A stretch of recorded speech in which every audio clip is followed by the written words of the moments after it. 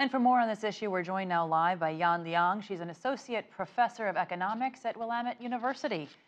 Thanks for coming to the broadcast. Thank you, Jessica.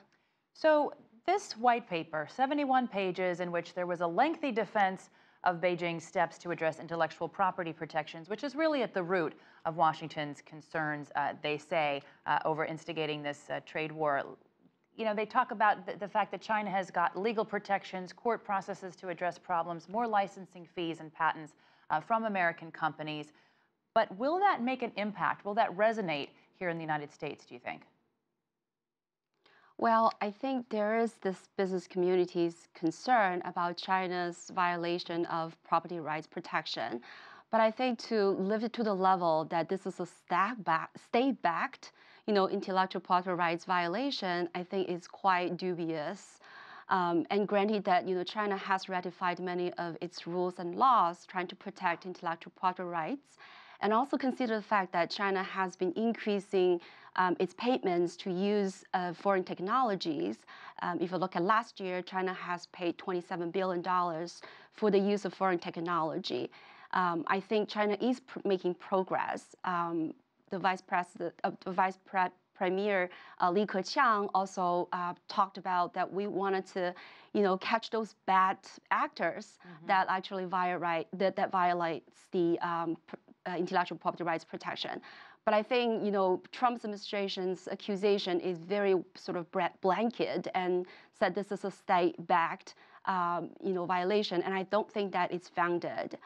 When it comes to transfer technologies, a lot of these are business mutual agreements, and I think not just the United States, but business from China or from Japan or from other countries, when they have the sort of willingness to make joint venture with the Chinese companies, they are willing to transfer some technologies, for this cooperation and collaboration.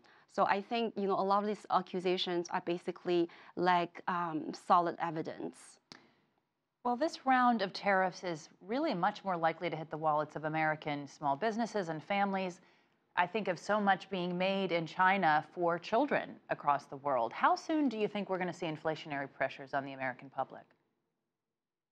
Well, I think the inflation pressure is really around the corner. The Consumer Technology Association estimated just for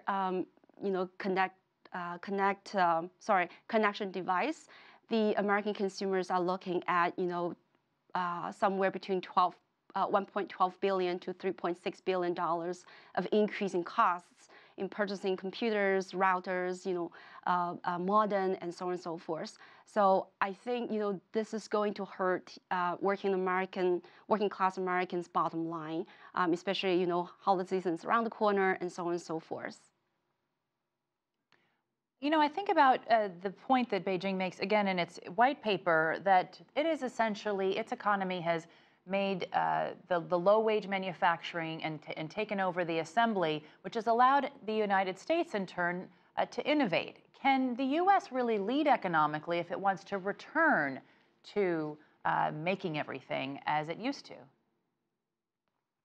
Well, I think that is the key issue, right? Because President Trump simply say, two things could happen. Either companies will source their inputs from other countries than China, but then that doesn't really help with the U.S.'s trade deficit. Or we may bring productions back home.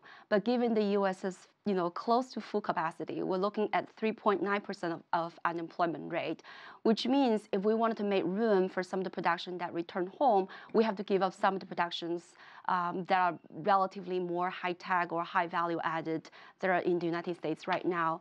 So I think that would only increase cost production and also increase inefficiency. So I don't really think this is a clever move for the United States.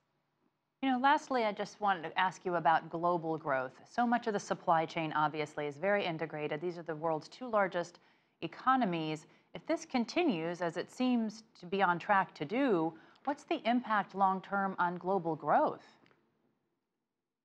Well, I think it will be a negative, it will be a negative impact for global growth, not just between the U.S. and China. Some countries may benefit from sort of trade diversion. So, United States may source its input from Vietnam or South Korea, and China may start buying more soybean from Argentina.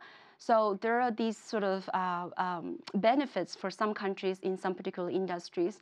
But taking the global economy as a whole, I don't think this is going to benefit any countries particularly, because like I said, it pretty much adds inefficiency to the global economy and also added business uncertainty and political uncertainty. And all of these are, hindering economic growth rather than promoting it.